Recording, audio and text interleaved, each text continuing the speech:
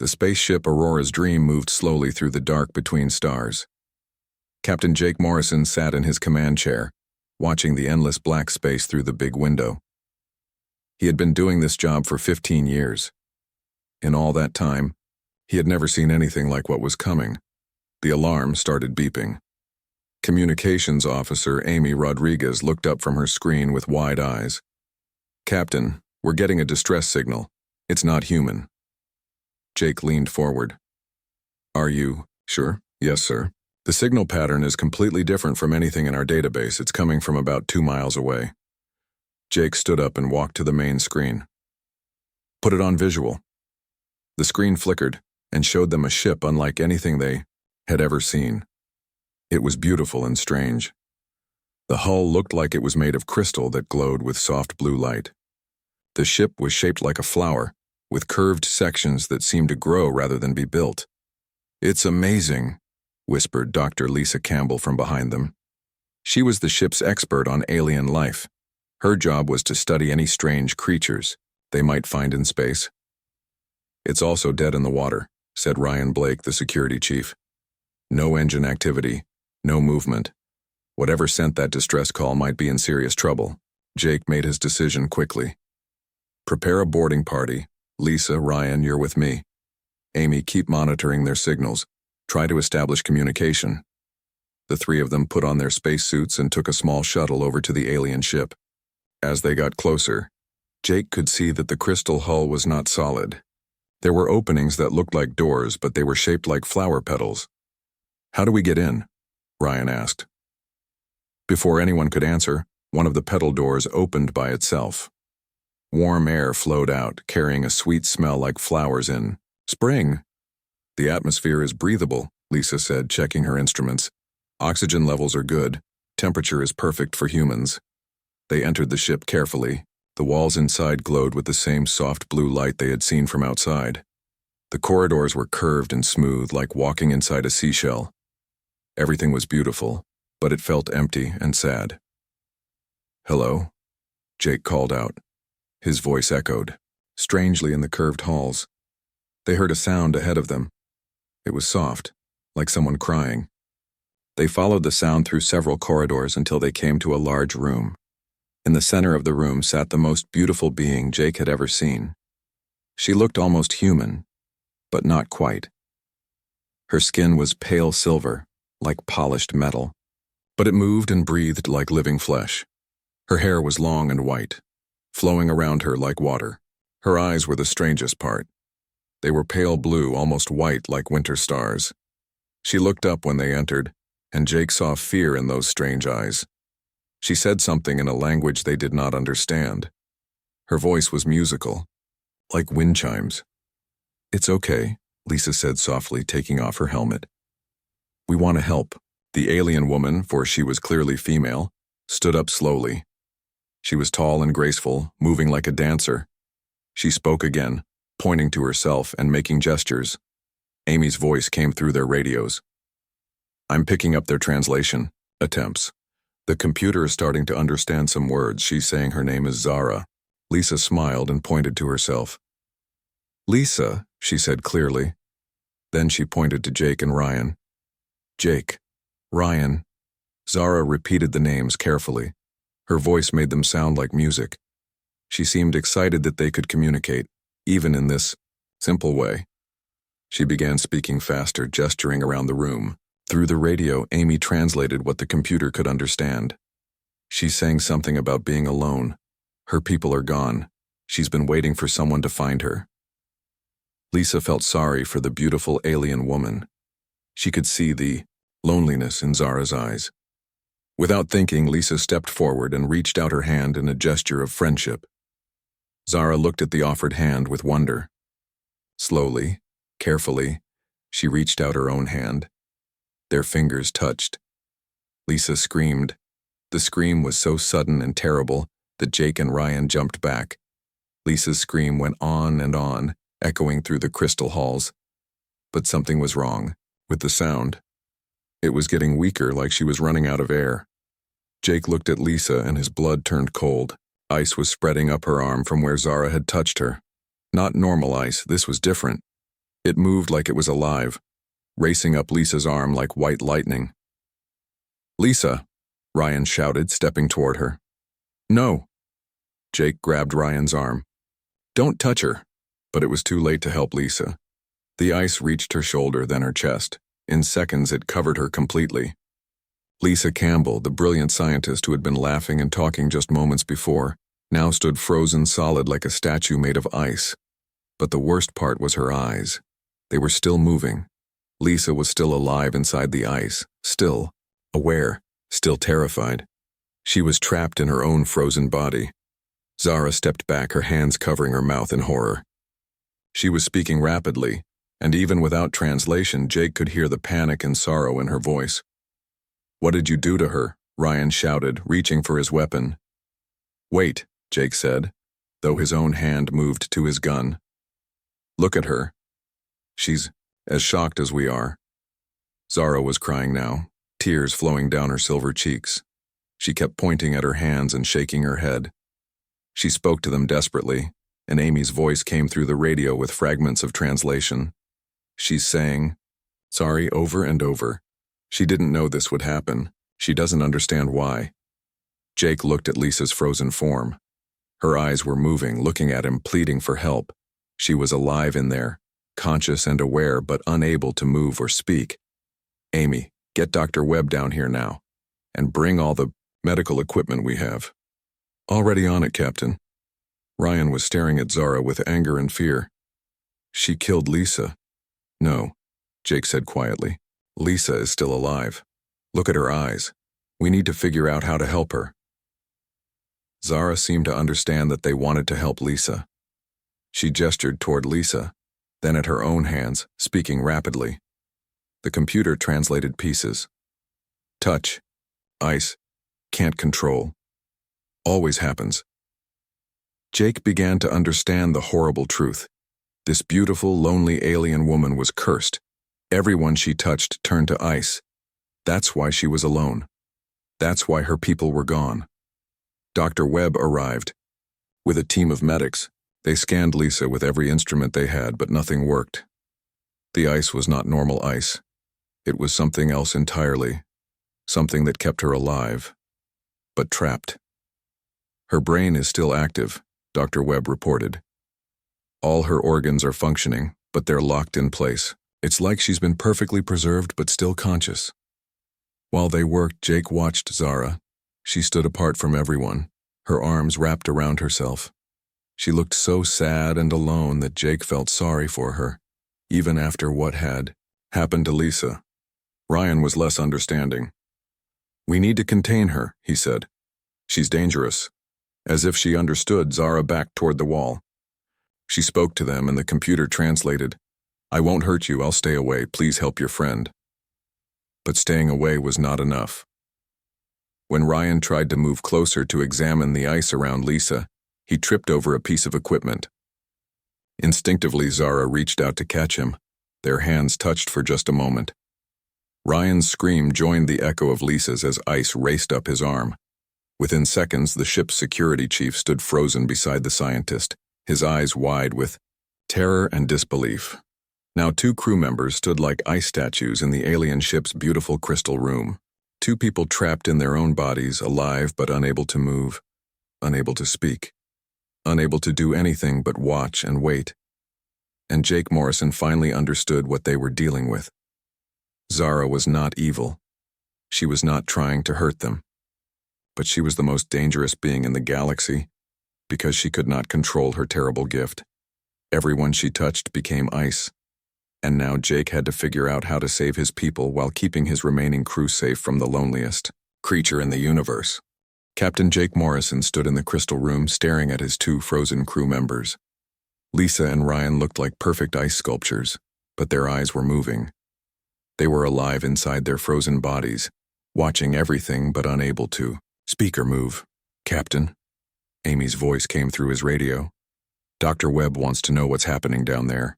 The whole crew is asking questions." Jake looked at Zara. She had moved as far away from the frozen people as possible. She sat against the wall with tears running down her silver face.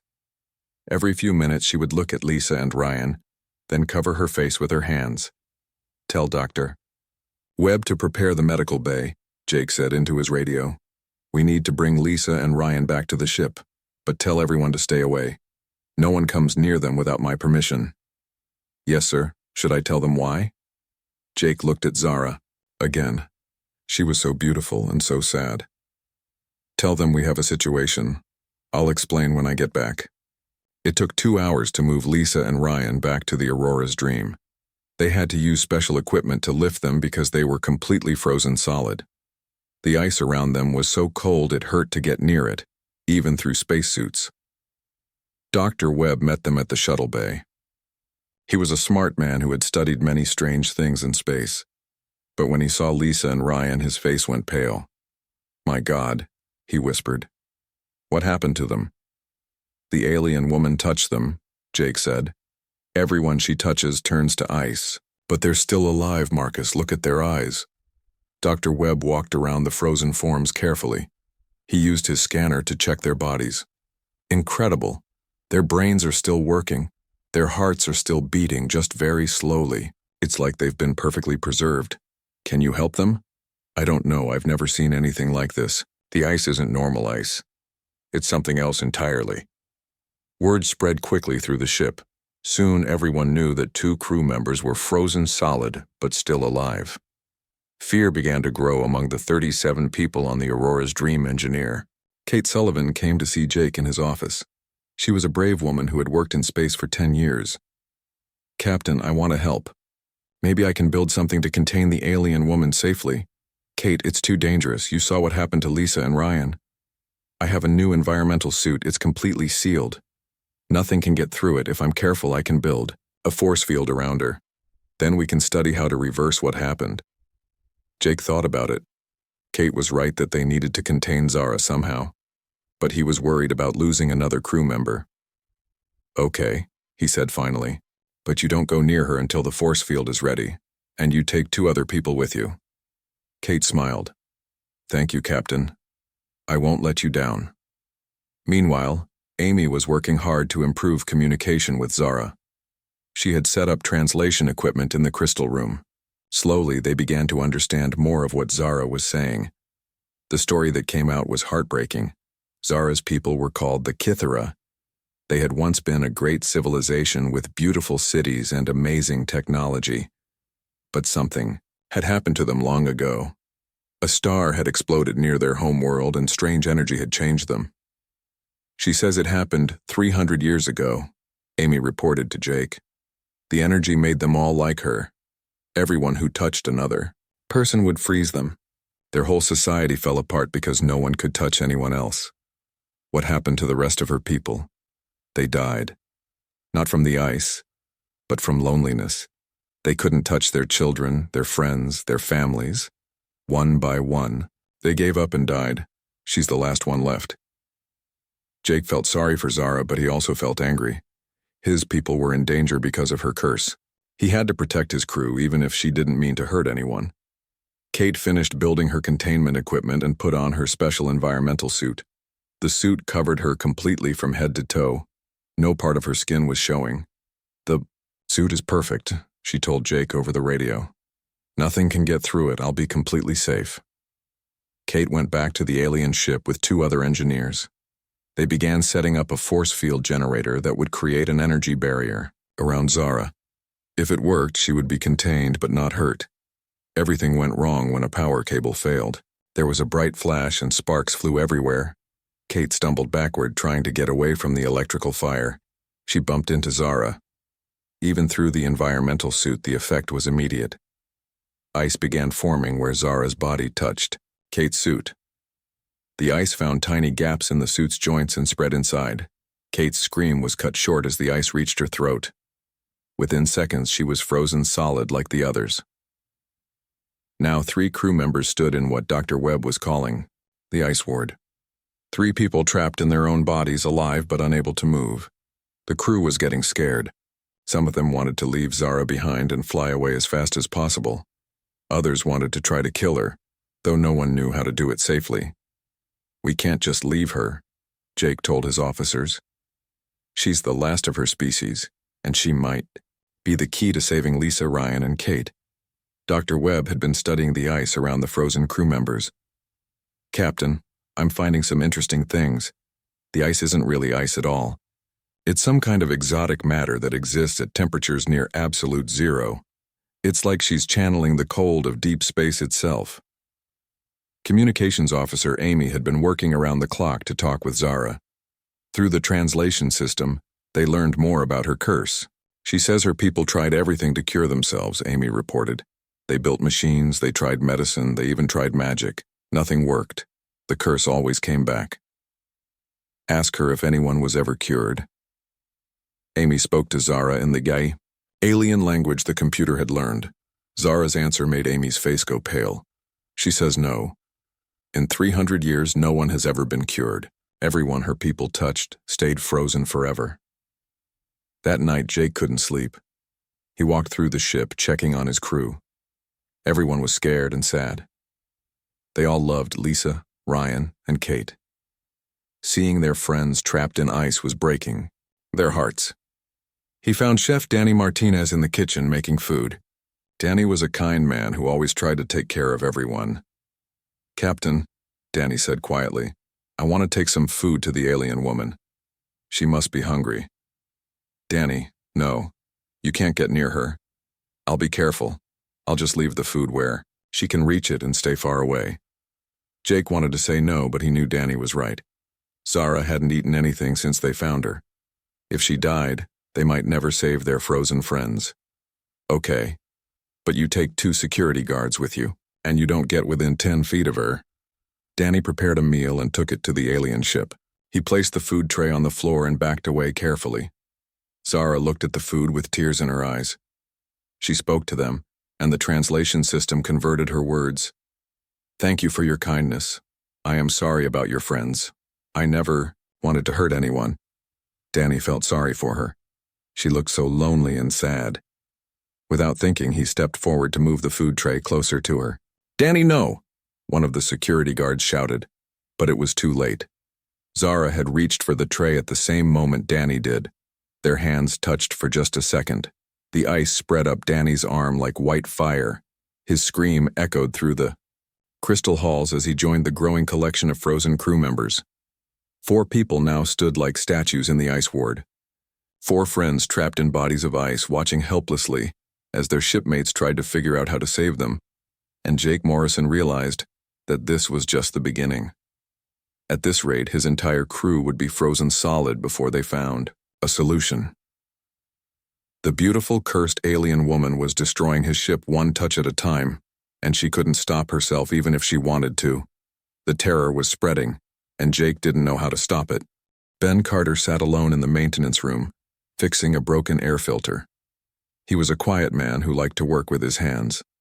While the other crew members talked about the frozen people and the alien woman, Ben just kept doing his job. He was not a hero like Captain Morrison or a scientist like Dr. Webb.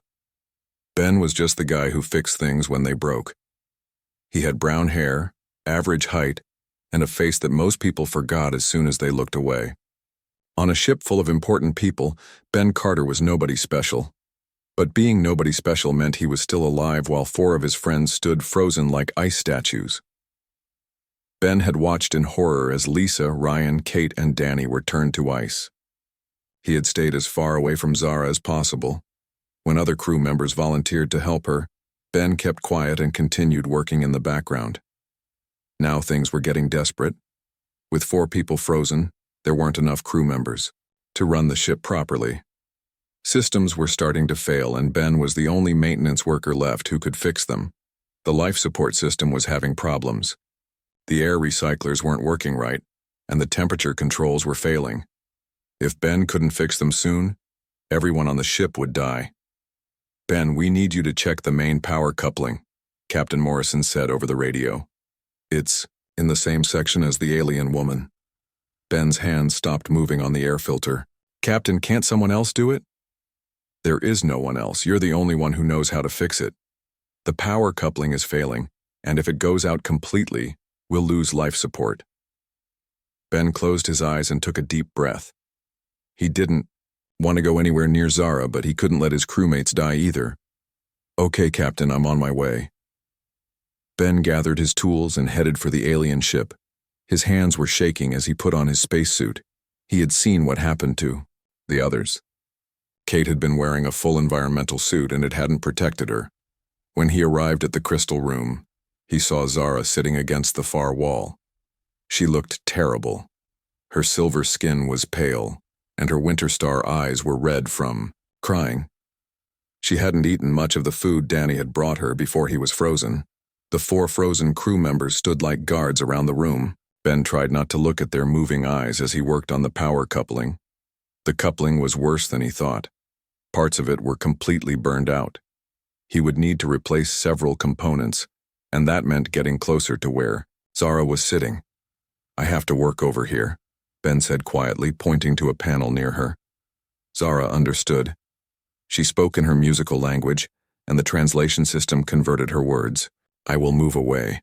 I do not want to hurt you too." She stood up and walked to the opposite side of the room.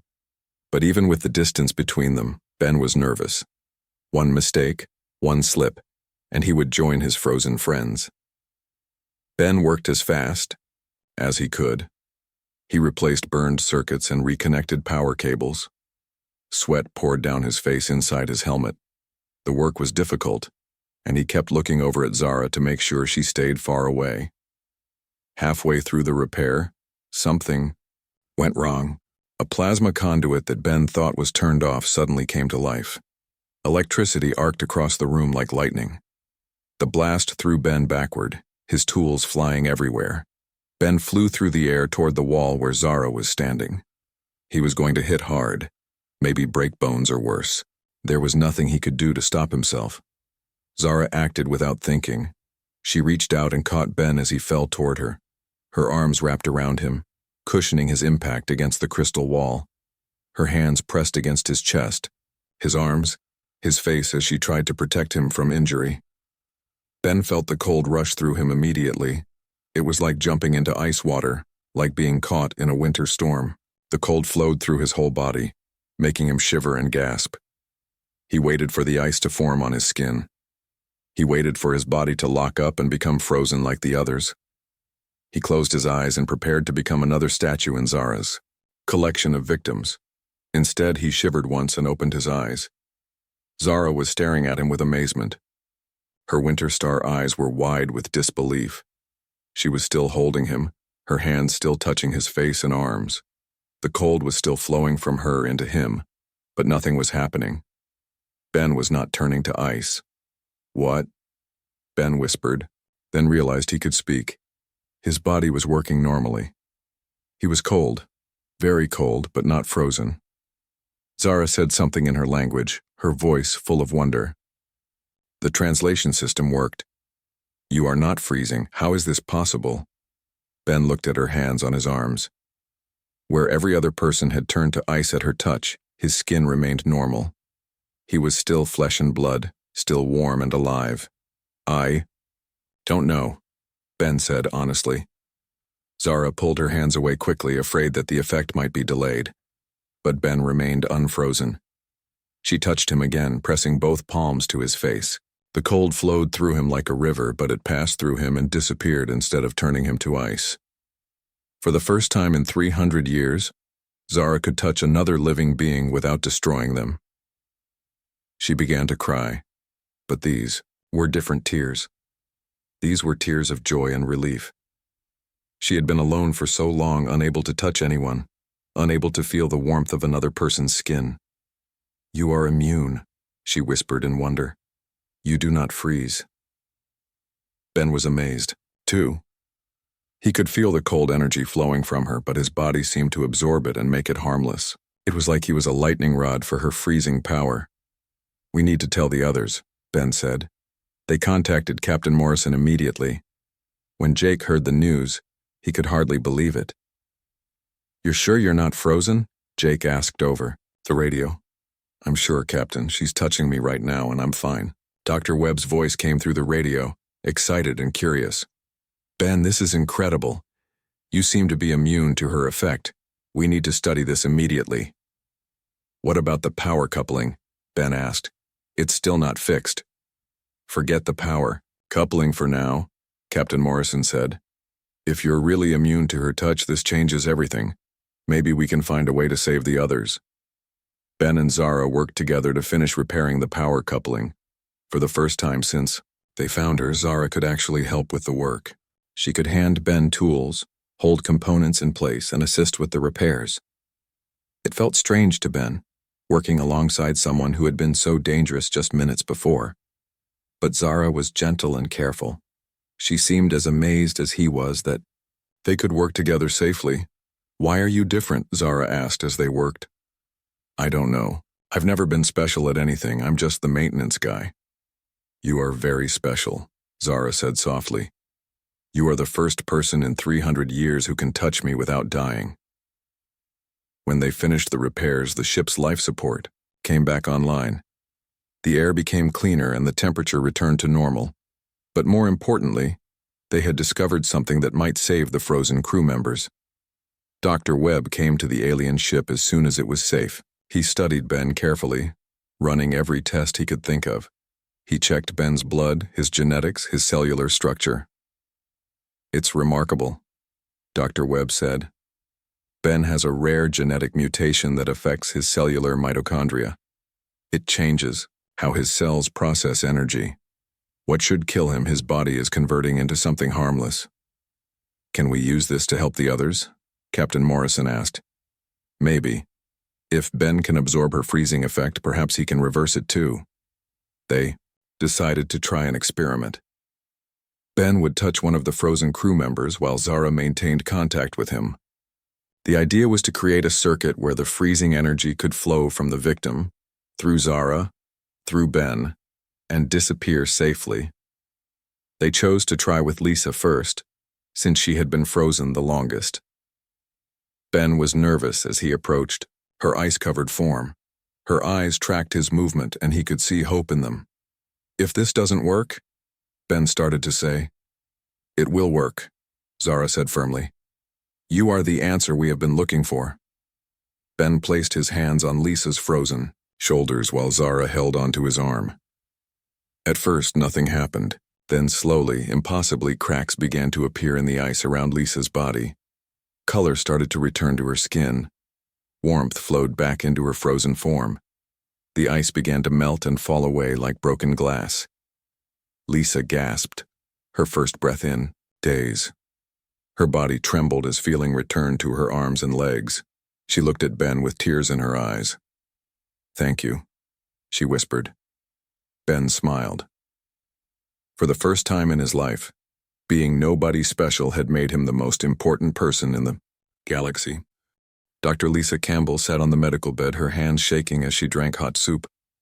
She was alive and warm, but the memory of being frozen was still fresh in her mind. "It was horrible," she told Dr. Webb. "I could see everything, hear everything. But I couldn't move or speak. I was trapped inside my own body for days." Ben Carter stood nearby, still amazed at what had happened. He had actually saved someone. For his whole life, he had been the guy who fixed broken machines. Now he was the guy who could unfreeze people. Captain Morrison entered the medical bay with a big smile on his face. "Lisa, it's good to have you back. How do you feel?" "Cold and tired, but alive. Thanks to Ben." She looked at the quiet maintenance worker with gratitude. "I never thought I'd be so happy to see someone." Dr. Webb was studying his medical scanners with excitement. "Captain, this is incredible. Ben's cellular structure is completely unique. His mitochondria process energy in a way I've never seen before. When Zara's freezing energy enters his body, his cells break it down and convert it into harmless heat." "So he's like a living filter for her curse?" Captain Morrison asked. "Exactly. And the best part is, he can reverse the effect on others. When he touches the frozen victims while maintaining contact with Zara, he creates a pathway for the freezing energy to drain away." Ben felt overwhelmed by all the scientific talk. "Does this mean we can save Ryan, Kate, and Danny?" "I believe so," Dr. Webb said. "But we need to be careful. Each unfreezing takes a lot of energy from you. We should rest between attempts." "No," Ben said firmly. "I want to save them all today. They've been trapped long enough. They returned to the alien ship where the 3 remaining frozen crew members waited. Zara was sitting near them, talking softly in her musical language. The translation system showed she was apologizing to them over and over.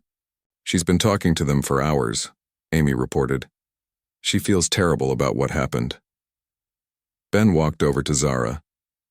She looked up at him with her winter star eyes, and he saw something new there. Hope. Are you ready to save more of your friends? She asked. Yes. Let's bring them all back. They decided to unfreeze Ryan next. The security chief had been frozen for almost as long as Lisa. Ben placed his hands on Ryan's shoulders while Zara held onto Ben's arm. The process was harder this time. Ben could feel the cold energy flowing through him like a freezing river. It made his whole body ache, and sweat poured down his face despite the cold. But he held on, pushing his strange ability to its limits. Slowly, the ice around Ryan began to crack. Color returned to his skin and warmth flowed back into his body. When Ryan finally gasped his first breath, Ben almost collapsed from exhaustion. Easy there, Ryan said, catching Ben as he stumbled. You saved my life. I'm not going to let you fall. Dr. Webb checked Ben's vital signs. Your body temperature dropped significantly during that process. You need to rest. I'm okay, Ben said, though he was clearly tired. Let's save Kate next. Ben, you're pushing yourself too hard, Captain Morrison said. Take a break. Captain, every minute they stay frozen is another minute of suffering. For them, I can handle it. The unfreezing of Kate Sullivan took even more effort.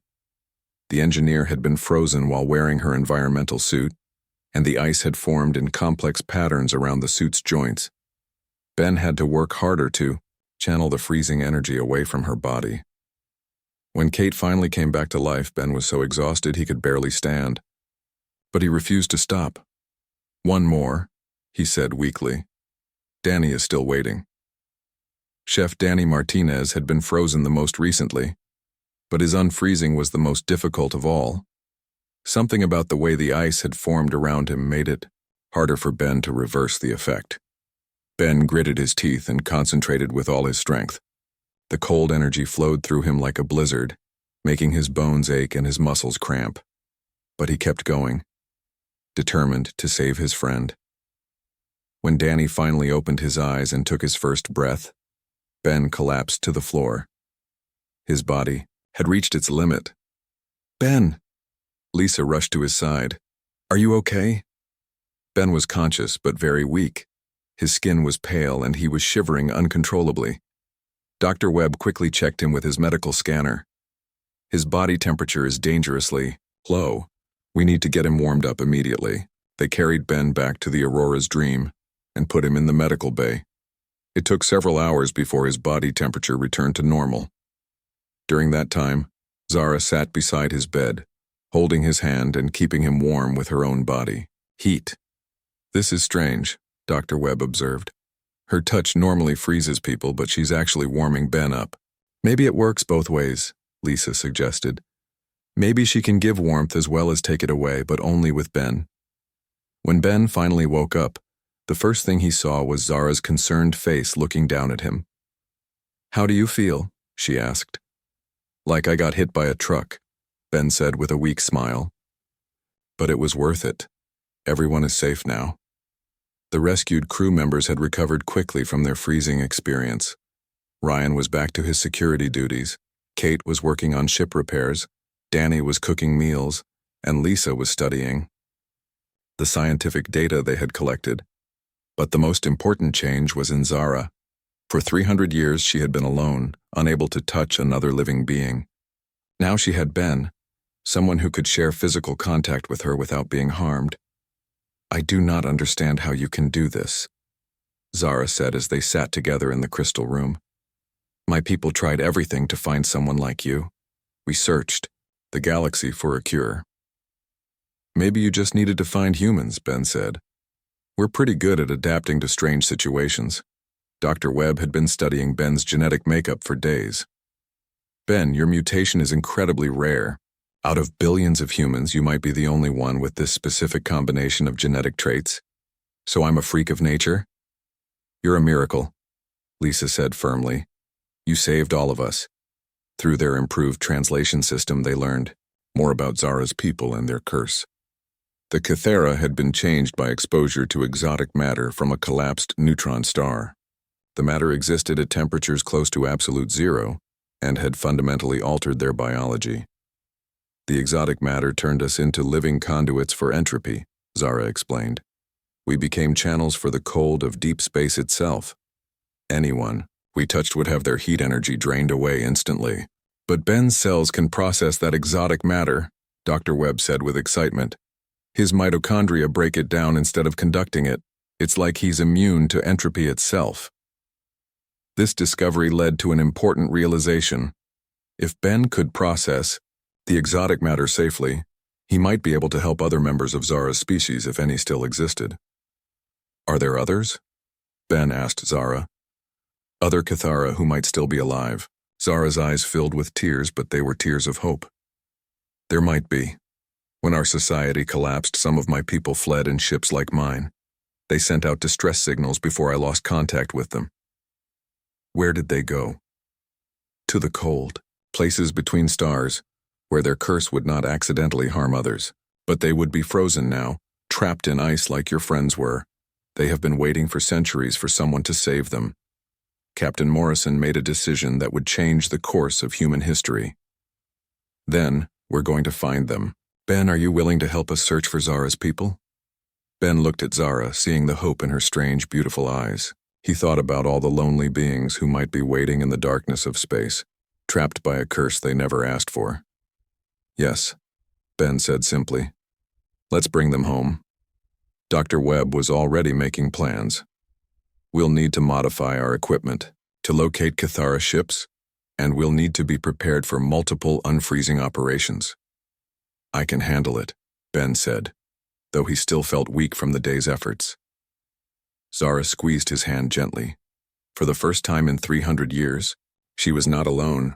She had found someone who could touch her without dying, someone who could help her save what remained of her people. And Ben Carter, the quiet maintenance worker who had never been special at anything, had become the most important human in the galaxy. He was the bridge between species, the key to salvation, the man who could touch ice and bring it back to life. 3 weeks later, the Aurora's dream was ready to return to Earth. The crew had recovered from their frightening experience, and the ship was fully repaired. But Captain Jake Morrison knew that their mission was far from over. Ben Carter stood in the crystal room of Zara's ship, which was now attached to the Aurora's dream. He was wearing a special suit that Dr. Webb had designed for him. The suit would help him survive the cold temperatures they might encounter when searching for other Cathara survivors. Are you sure about this? Captain Morrison asked Ben. You could come back to Earth with us, you'd be famous. Scientists would want to study you.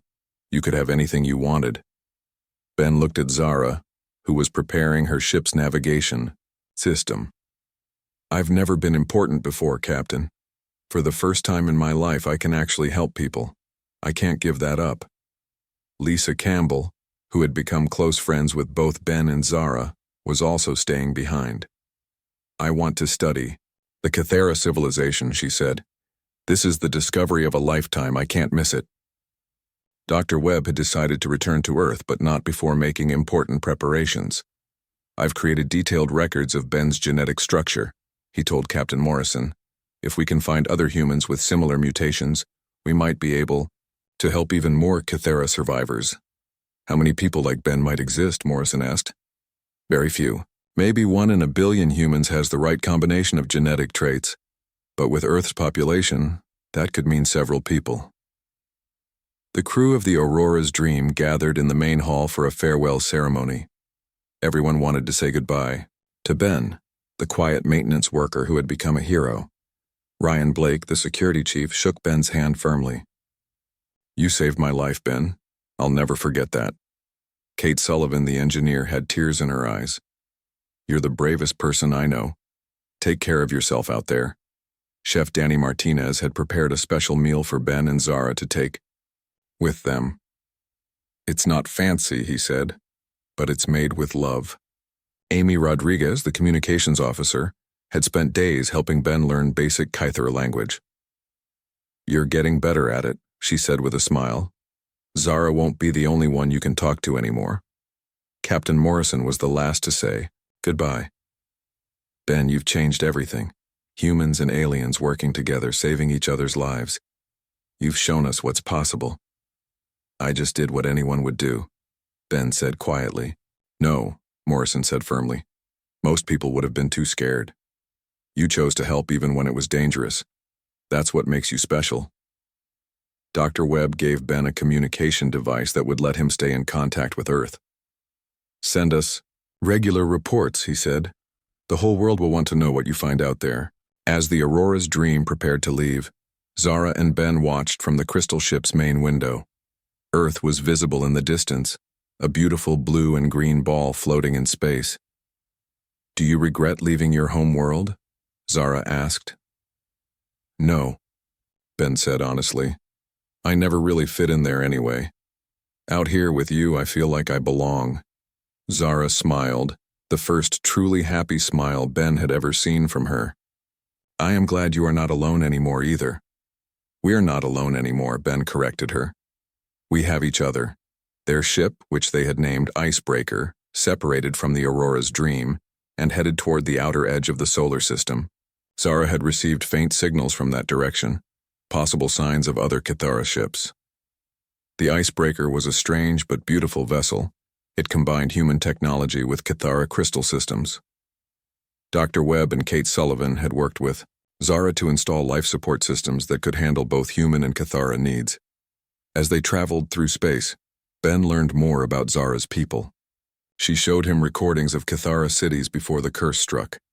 They were magnificent places with crystal towers that reached into the sky and gardens that glowed with soft light. We were artists and scientists, Zara explained. We loved beauty and knowledge. We never wanted to hurt anyone. You still don't want to hurt anyone, Ben said. That's what makes you good people. 3 days into their journey, they found the first Kythera ship. It was drifting silently near the edge of the solar system, its crystal hull dark and cold. When they boarded the ship, they found 12 Kythera frozen in ice, just like Ben's crewmates had been. They were alive but trapped, their eyes moving, to follow Ben and Zara as they walked through the ship. They've been like this for almost 300 years, Zara whispered, tears running down her face. My friends, my family. Ben rolled up his sleeves. Then let's bring them home. The unfreezing process was harder than before. These Kythera had been frozen for much longer, and the ice was thicker and colder. Ben had to use all his strength to channel the freezing energy away from their bodies. One by one, the frozen Kythera came back to life. They were amazed to see Zara after 3 centuries and even more amazed to meet Ben, the human who could touch them safely. An elderly Kythera named Vel, who had been Zara's teacher long ago, spoke to Ben in halting English. You are the bridge between worlds. The old stories spoke of someone like you. What old stories? Ben asked. Legends from before the curse. Stories that said someday, beings from another world would come to save us. We thought they were just myths. Maybe they weren't myths, Ben said. Maybe they were prophecies. The rescued Kythera were weak from their long imprisonment, but they were alive and free. They wept with joy as they embraced Zara, the first physical contact they had, experienced in centuries. Over the following months, Ben and Zara found 6 more Kythera ships. Each one contained survivors frozen in ice waiting for rescue. Ben unfroze 47 Kythera in total, bringing an entire species back from the edge of extinction. The rescued Kythera were grateful beyond words. They shared their knowledge with Ben and helped him understand his unique gift. They explained that his ability was not just genetic, but also spiritual. He had the soul of a healer, someone who could absorb pain and transform it into hope.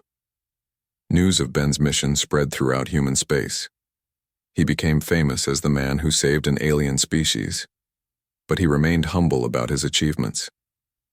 I'm just doing my job, he said in a message to Earth. taking care of people who need help. Dr. Webb's research had found 3 other humans with genetic mutations similar to Ben's. They volunteered to join the rescue mission, though none of them were as powerful as Ben. Captain Morrison sent a final message to Ben as the icebreaker headed toward the galactic core, where ancient signals suggested more Cathera survivors might be waiting. Ben, you've shown the universe what humanity is capable of. You've proven that we're not just conquerors or explorers. We're healers, bridge builders, and friends to those who need us most. Ben read the message while sitting beside Zara in the ship's control room. Around them, the rescued Cathera were working to repair their ancient vessels and prepare for the long journey ahead. Do you think we'll find more of your people? Ben asked Zara. I hope so, but even if we don't, you've already given us the greatest gift possible. You've given us each other. Ben looked out at the stars ahead of them. Somewhere in that vast darkness, other beings might be waiting for rescue, trapped by curses they couldn't control, hoping for someone to save them. Then let's go find them, Ben said. We've got work to do. The icebreaker and its escort of restored Cathera ships disappeared into the starfield, carrying hope to the darkest corners of the galaxy. Behind them, Earth continued to spin peacefully, its people knowing that somewhere among the stars a quiet maintenance worker was making the universe a better place, one rescue at a time. Ben Carter had found his purpose. He was no longer nobody special. He was the man who could touch ice and bring it back to life, the bridge between worlds, the proof that sometimes being human was exactly what the universe needed. And in the endless dark between stars, other beings waited, hoping that someday, someone like Ben would find them too.